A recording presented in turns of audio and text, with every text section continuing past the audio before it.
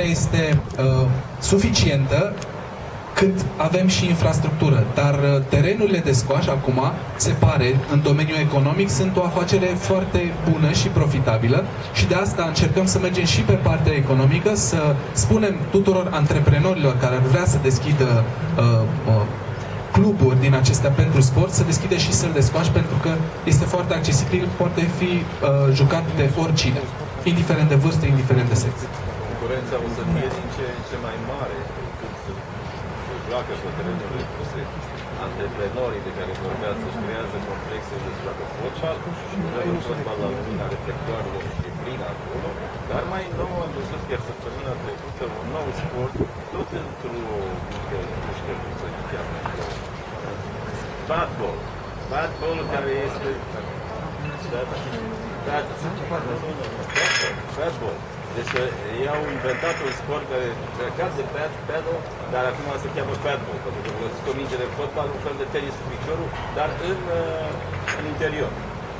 Înțeleg. Astea sunt, într-adevăr, sporturi noi care, la oaltă cu squash-ul, probabil vor intra. Și tot respectul pentru toți antreprenorii care o să-și deschidă și paddle, și badball, și squash, și rackets, și ce sporturi mai sunt. Apropo, și badmintonul. Dar suntem în creștere și cu promovarea suntem cât de cât acolo și ne bazăm pe tot suportul vostru și ne pregătim, bineînțeles, cel mai important lucru even for the World Squash Federation, cel mai important lucru ar fi ca squash-ul să fie ales ca sport la Olimpice în 2020. Pentru că există o campanie mondială pentru a promova squash-ul ca și sport olimpic, iar în momentul în care intră la Olimpiadă, atunci lucrurile vor sta cu totul și cu totul altfel, exact. Ca și promovarea, de altfel. Toate merg mână în mână. Dar oricum, este proaspăt în România. Felicitări tuturor pionierilor care au început să-și deschidă terenuri de squash aici în România. Avem alături de noi și unul din marii constructori de terenuri de squash și nu numai. Iar împreună cu toți facem o echipă să promovăm squash-ul la cel mai înalt nivel și în momentul acesta, practic, noi ne orientăm mai mult pe juniorat, pentru că sunt foarte mulți corporatiști care au început să joace squash. Este sportul perfect pentru pauza aceea de prânz. Vin, joacă 45 de minute și se duc la birou mult mai calm și sănătoși. Dar acum avem niște programe pentru juniori, pentru a crește generațiile următoare cu acest sport. Cred că am fost destul de concludent, domnul președinte. E ok? Mulțumesc. Mă promovați? Ok. Alte întrebări, Edi? Other questions? Te rog. Sau da, dacă... What you are thinking before the game, before an important game? Nicol. Well, with professional squash, I've played professionally for 14 years now, and from the very beginning, it's always such an experience, like from juniors to seniors. So I really had to learn how to get into the professionals and have a different mindset. I'm working with a sports psychologist now the last 6 years, and it's just giving a good mental preparation on how to prepare for a tournament. So having 2 weeks before, getting some visualization techniques to work with, and then once you get into a competition, then you're prepared and you know what to expect, and then all that practice will come into place. You can't just let it before entering the course. So yeah, and then if you train hard, you don't have to worry because the work is done. So you just try to enjoy, play your best and give the 100%, and then have to be one winner. So if you are better than the other and you give your 100%, I mean, it's all what you can do. So you are happy losing or winning. So that's the main thing. Give your 100% and be ready for that match. Thank you. For Nicol and Borja, as a squash player, were you ever tempted to enter in tennis tournaments? Sorry, can you repeat? As a squash player, were you ever tempted to go to tennis? I mean, one guy in America one time, he was watching a squash match and he asked me, you think Rafa Nadal can beat you in a squash court?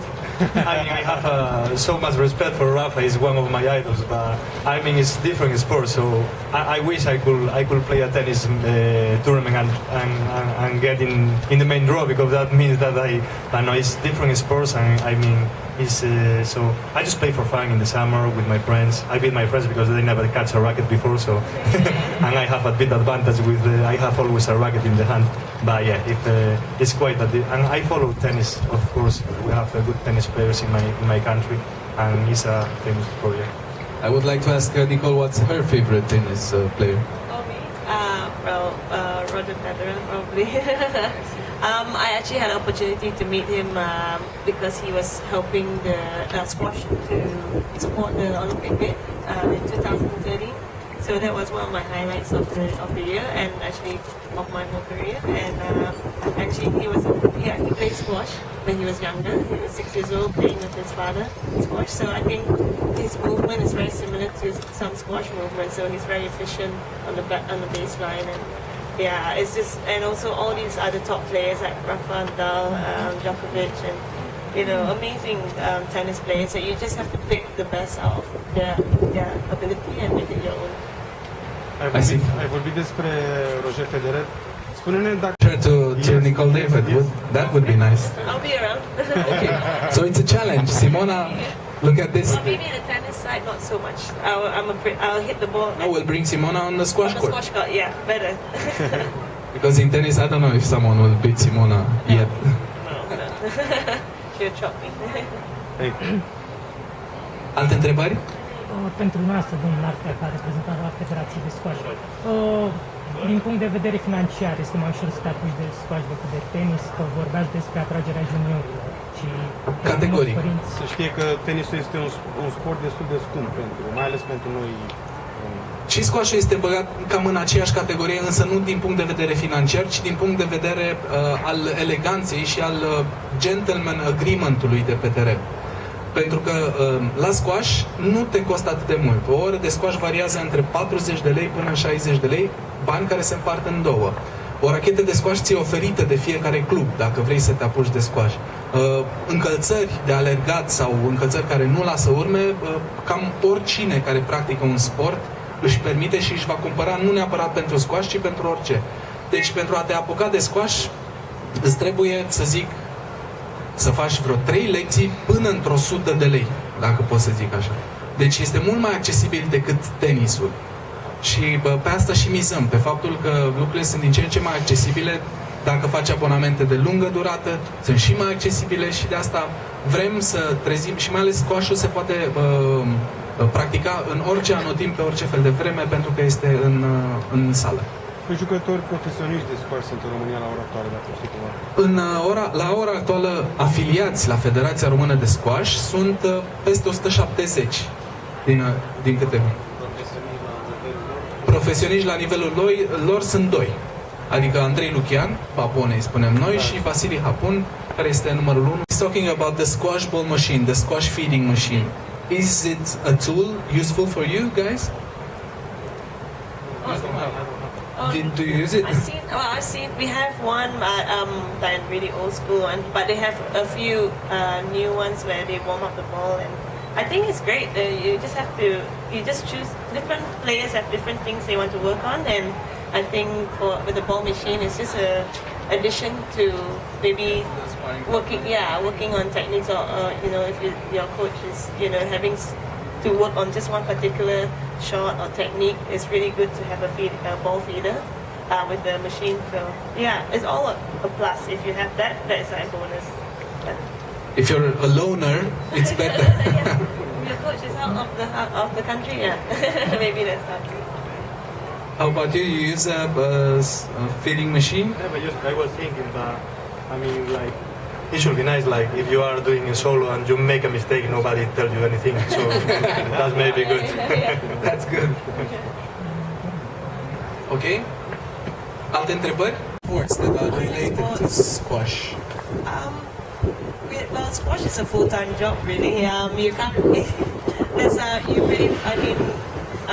Just for my own training program, with the physical aspect, pretty much have to have gym sessions, track work, endurance training, circuit training.